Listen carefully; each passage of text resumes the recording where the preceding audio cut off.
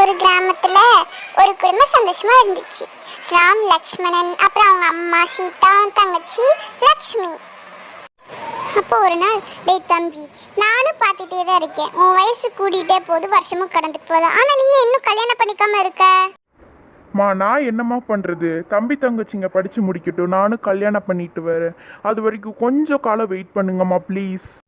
அடே லக்ஷ்மணா, நான் கண்ணை மூடுறதுக்குள்ள உன் கல்யாணத்தை பார்த்து பேரம்பத்தி எடுத்துடலான்னு பார்த்தா லக்ஷ்மியும் ராமும் விடவே மாட்டாங்க போல. நீ என்ன பல்ல கடிச்சிட்டு நிற்கிற? நான் பண்ணுறதுக்கு எதுக்குமா தம்பியையும் தங்கச்சியும் திட்டுற?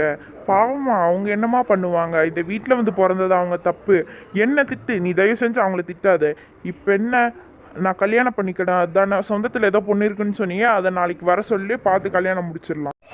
வசந்தி, நீ சொன்னேல உன் சொந்தத்தில் ஒரு பொண்ணு இருக்குன்னு, அது யாரும் உன் சித்தப்பா பிள்ளையா? அந்த பிள்ளை என் பையன் கட்டிக்க ஒத்துக்கிட்டான், நாளைக்கு பொண்ணு பார்க்க வரேன்னு சொல்லிடு. சரி. சரி, பாய்.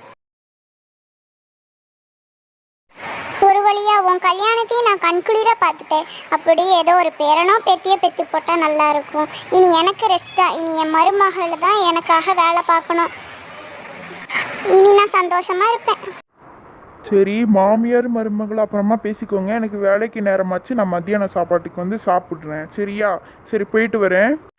அம்மாடி மருமகளே, லைட்டாக தலைவலிக்கிற மாதிரி இருக்கு, கொஞ்சம் டீ போட்டுட்டு வரியா? சரிங்க அத்தை, எடுத்துட்டு வரேன். அத்தை ஒரு நிமிஷம், உங்களுக்கு சர்க்கரை அதிகமாக போட்டுமா கம்மியாக போட்டுமா? காப்பி சுட்டுருச்சா? சுட்டுருச்சு. டம்ளர்ல கொண்டாமா மருமகளே, குடிச்சு பார்ப்போம். சூப்பராக போட்டிருக்கான் என் மருமகாட்டி. சரி, காப்பி குடிச்சிட்டேன், நான் போய் அப்படியே கொஞ்ச நேரம் படுக்கிறேன். சரியா? நீ போய் சமையல் வேலையை பாரு. சரியா மருமகளே? சரி, எனக்கு தலை வலிக்குது, நான் போய் படுக்கிறேன். அத்தை நல்லா தூங்குறாங்க.